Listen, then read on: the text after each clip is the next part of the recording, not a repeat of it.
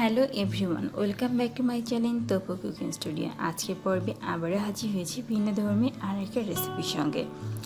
আজকের রেসিপির নাম হচ্ছে মাছের ডিমের ভুনা। আমি কিন্তু আজকে কাঁচা কলা দিয়ে মাছের ভুনা তৈরি করব। এটা খেতেও কিন্তু অনেক মজা আর খুব ডিফারেন্ট একটা রেসিপি। আশা করব আমার আজকের এই ইউনিক রেসিপিটা আপনাদের ভালো লাগবে। চলুন তাহলে দেখে নেওয়া যাক আমার আজকের রেসিপির পুরো প্রসেসটা। আজকের রেসিপির জন্য আমি এখানে মাছের ডিমকে অলরেডি 3 ভাগ করে কেটে নিয়েছি। এখন দিয়ে দিচ্ছি সামান্য লবণ এবং পরিমাণ মতো হলুদ গুঁড়া। লবণকে মেখে নিচ্ছি। আমি আমার পছন্দ করে পিসটা করে নিয়েছি, আপনারা ছোট কিংবা বড় করেও করে নিতে পারেন। আমার মাখিয়ে নেওয়াটা হয়ে গেছে। এখন আমার এই ডিমটা ভাজার পালা। ডিমটা ভাজার জন্য চুলায় একটা প্যান দিয়ে দিয়েছি আর দিয়েছি 1/4 কাপের মতো সয়াবিন তেল। খুব অল্প করে তেল কিন্তু ডিম ভাজার সময় ইউজ করতে হয়। এখন আমি দিয়ে দিচ্ছি ডিমটা আগে। যদি আপনি বেশি তেল দিয়ে ডিম ভাজার চেষ্টা করেন তাহলে দেখবেন ডিমটা খুব ফুটবে, তখন আপনি আর ভাজতে পারবেন না। এই জন্য হালকা তেলে ডিমটাকে প্রথম অবস্থায় কুক করে নিতে হয়। প্রথমে এক পাশটা যখন ডিমের শক্ত হয়ে যাচ্ছে ঠিক তখনই অপর পাশটাকে উল্টিয়ে দিতে হবে। এভাবে ধীরে ধীরে উঠিয়ে পাল্টিয়ে আমি প্রথমে ডিমটাকে খুব ভালো মতো কুক করে নেব। একটু তেলের মধ্যে গেলেই কিন্তু ডিমটা ফুটতে শুরু হয়ে যাবে। দেখুন এভাবে উল্টিয়ে পাল্টিয়ে ভাজার পর আমার ডিমটা যখন কুক অনেকটা দুপাশ থেকে শক্ত হয়ে গেছে ঠিক তখন আপনি তেলের ভেতর দিয়ে কুক করে নিতে পারেন। তখন আর তেলের ভিতরে দিলে ডিমটা ফোটার কোনো ভয় থাকবে না। কারণ ডিমটা ভাজা কিন্তু একটু রিস্কি, এই জন্য একটু সচেতনভাবে আপনি ডিমটাকে কুক করে নেবেন।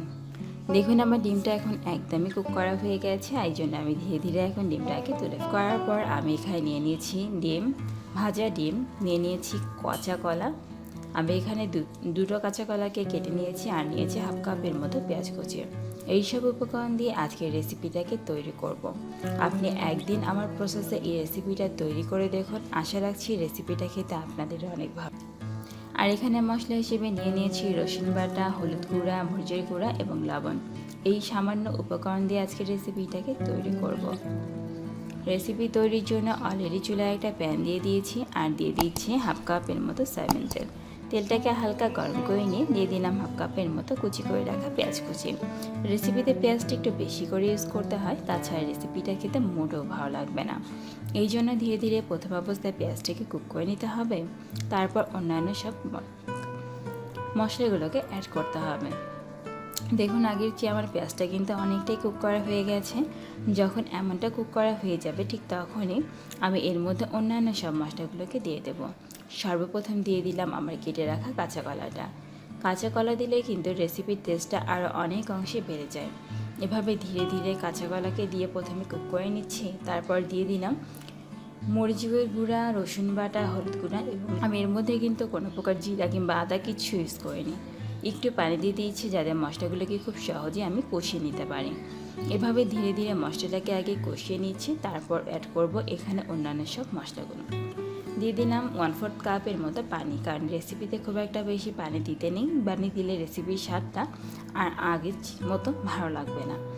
এখন একটু ঢাকা দিয়ে দিচ্ছি যাতে আমার কাঁচা কলাটা খুব দ্রুতই সিদ্ধ হয়ে যায়। কিছুক্ষণ পর ফিরে আসলাম মিনিমাম 3 মিনিট পর। এসে দেখছি দেখুন আমার প্রায় সিদ্ধ হয়ে গেছে আর রেসিপি থেকে পানি আর তেলটা সেপারেট হয়ে গেছে। যখন এরকমটা পানি এবং তেলটা সেপারেট হয়ে যাবে ঠিক তখনই এর মধ্যে আমি দিয়ে দেব আমার ভেজে রাখা যে মাছের ডিমটা ছিল সেই মাছের ডিমটা। এই রেসিপিটা কিন্তু খাবারে ভিন্নতা নিয়ে আসবে।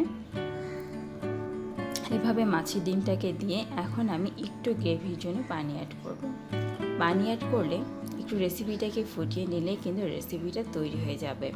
আপনি এই রেসিপিটা গরম গরম ভাতি কিংবা পোলাও সব কিছুর সঙ্গে সার্ভ করতে পারেন। আবারও দিয়ে দিলাম 1/4 কাপের মতো পানি। এটা কিন্তু গ্রেভির জন্য পানিটা অ্যাড করলাম। এখন এভাবে 3 মিনিটের মতো একটু ফুটিয়ে নিয়ে রেসিপিটাকে দিয়ে দিয়ে সার্ভিং করে নামিয়ে ফেলবো।